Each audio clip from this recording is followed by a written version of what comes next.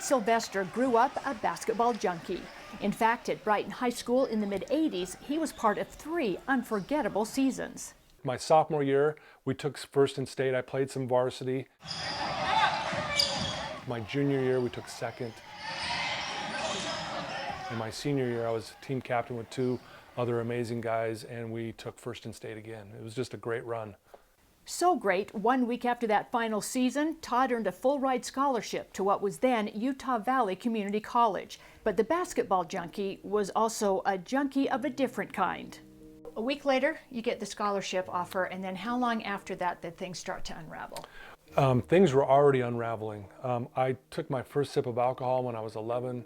I started smoking marijuana when I was 13. I mean, I was all in, kind of got a little crazy with the partying and went overboard, and that's when things got really bad for me, really dark. You know, he would just party till he dropped, you know, that type of thing. And we started finding out about that, you know, at the end. The end for Todd's basketball career came quickly. During summer workouts, before he even put on a college jersey, his coach noticed something was off. He pulls me into his office and said, "What's going on?" And when he said that, I knew I was in trouble. And I said, "Coach, I know I'm not playing well. I will try harder." And he goes, "You know, this is the big boy leagues, Todd, and there's kids that have walked on that look like they want this more than you. And I hate to tell you this, but I'm taking away your scholarship." And I was devastated. I literally get on my knees and I'm crying, begging this coach, "Please give me another chance." And my first thought was, how am I going to tell my dad? Did you have any idea of his addiction at that particular time? We suspected at times. We thought, well, he's having trouble with girls because he was always really moody and everything. And the only time he was really happy is when he was playing basketball.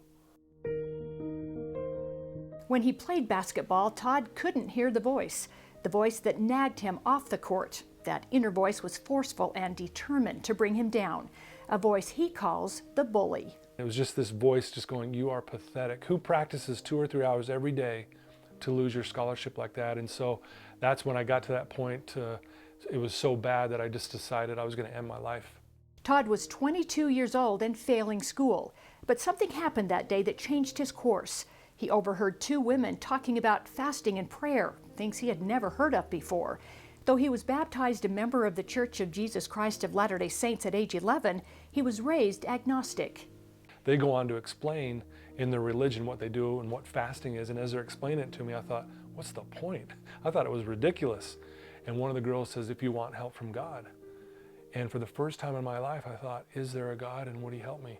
And I just get on my knees and say, "God, if you're there, I need help," and nothing happened.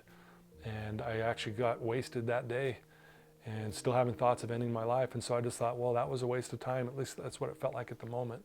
That had to be extremely discouraging. Oh, it was so discouraging. And again, you know, you put on a face, and I get emotional about this.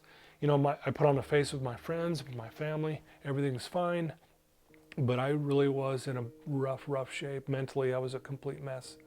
From a mess to a miracle, Todd said his prayer was answered in a big way, thanks to a little girl and her lemonade stand. I'm driving out of my neighborhood, and out of the corner of my eye, I see this little girl selling lemonade. And I had this impression that said, "Give her all the money in your car."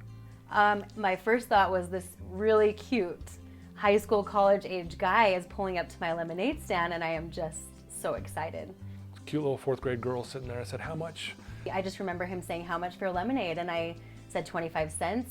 And I think she said 25 cents. And he called me over to his car. And so she pours me a glass. I set it on my dashboard, and I tell this little girl, "Okay, hold your hands out like this." He pulls all of the change out of his car and dumps it into my hands, and I just lit up. And I'll tell you what, Kathy, her face is tattooed on my brain, her expression. She was freaking out. And I ran into my house and told my mom, and I remember counting it on the counter and separating the quarters and the nickels and the dimes and pennies, and it was just an incredible feeling.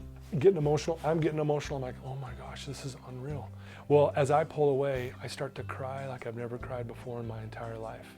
And it was like all this hurt was being released from my body. And in that moment, I loved who I was. I wanted to be clean. It lit my soul on fire. When you said that, it made me think, is it because addiction is so self-serving? Absolutely. And when you help someone, You had that feeling of doing something good. Yeah, I'll say this all the time. You master the first 11 steps of AA, you'll drink again. You master step 12, you'll never touch another drop. Step 12 is giving it away, helping someone else. And that is the most powerful thing I learned. I was giving away my money, but I got my life back. And since that day 32 years ago, Todd's life has been drug and alcohol free. Today he's an active member of the Latter-day Saint faith and helping others with addiction, whether it's at a school assembly or Wasatch Recovery Treatment Center. I didn't see a light at the end of the tunnel. Like Hannah Fisher, who 7 years ago was hooked on heroin and suicidal.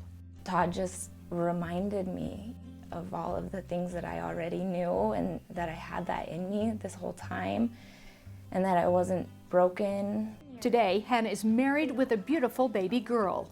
I just love my life so much. I'm so blessed. You know, what I've learned about Todd over the years is, while firefighters are going in and pulling people out of burning homes and the police are protecting us from nefarious characters, Todd every day is constantly giving emotional and spiritual CPR to anybody whose lives have gone off track. He's just an incredible human being. Todd is also a husband, father and grandfather, a best-selling author, a podcast host, and a motivational speaker. I want everyone to know in this room that I love living. I love my life. You know, one of the most powerful things I tell my clients, I have this quote above my head in my office that says, "The most delightful surprise in life is to suddenly recognize there's nothing wrong with you." And I'll tell you, Kathy, I get clients on day one. I mean, they've been slamming heroin for years, and here I am telling them this. They just start crying. They can't believe that. I go, "Has anyone ever told you that?" And they say, "I've never heard that before." Knowing all you've been through, but also knowing all the lives that you've changed, would you go back and change your journey at all? Never. If I could walk back to my addiction 32 years ago, if I could walk back up to it and say something to it, I would look my addiction right in the eye and I'd say, "Thank you." And you want to know why? Because I'm talking to you right now, Kathy. Think about that. Had I not taken that first sip of alcohol when I was 11, now luckily I survived. A lot of people don't make it through it. I'm one of the lucky ones. But I get to sit here and talk to you. I get to influence people. I get to help people. I would not change a thing. I'm so grateful for it.